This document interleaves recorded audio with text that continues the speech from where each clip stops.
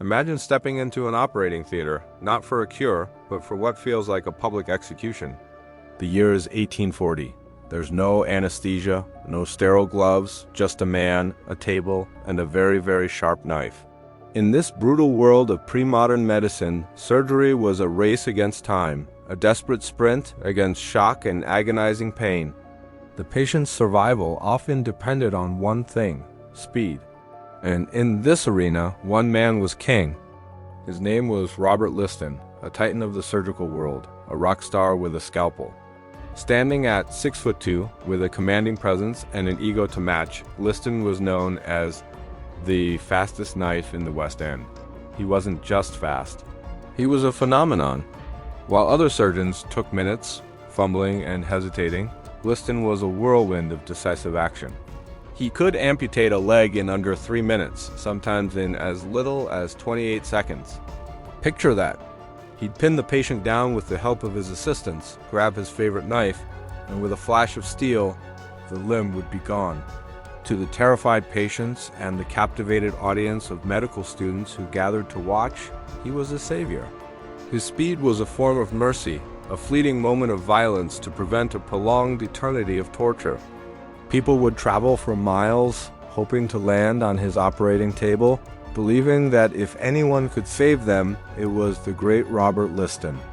He was famous for his catchphrase, roared to the packed galleries before each performance. "Time me, gentlemen. Time me." This wasn't just a job for him. It was a spectacle.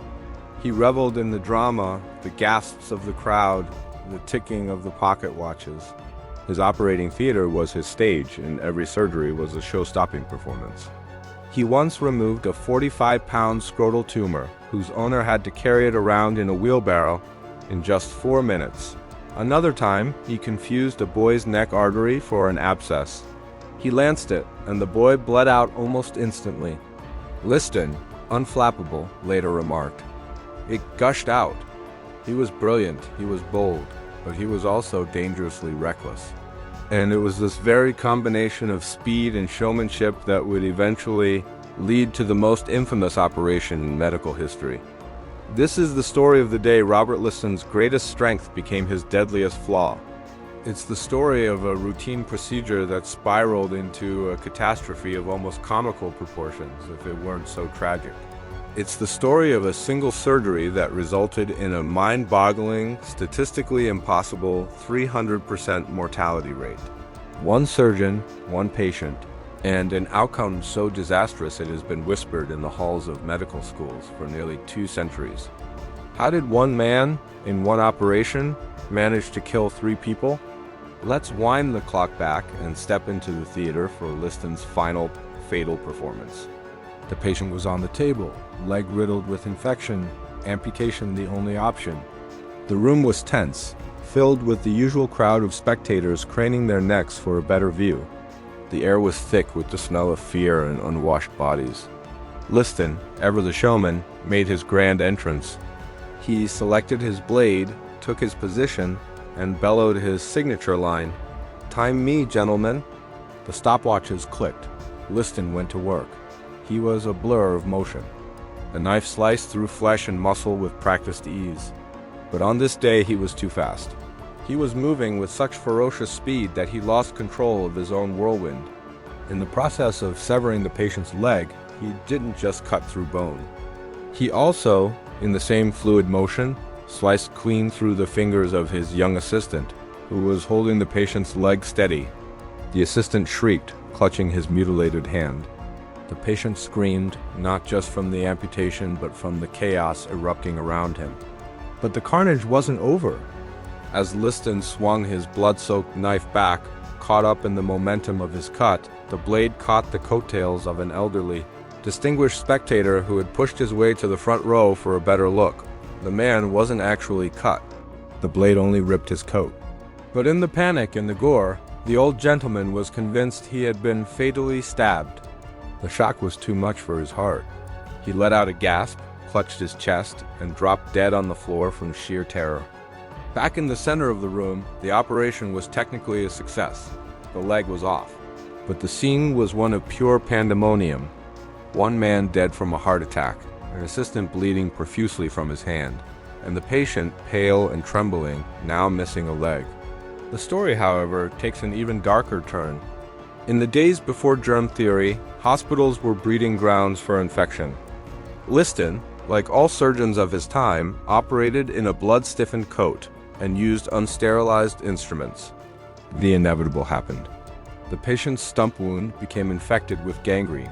The assistant's hand suffered the same fate. Within days, both of them were dead. Let's do the final tally. The patient, who came in for surgery, dead. The assistant, who was there to help, dead. The spectator, who just came to watch, dead. One operation intended to save one life resulted in 3 deaths. A 300% mortality rate. It remains the only surgery in recorded history to achieve such a disastrous distinction. This event marked a turning point, not just for Liston, but for surgery itself. It was a brutal, shocking illustration of the limits of the faster is better philosophy. The very quality that had made Liston a legend had also authored his most spectacular failure.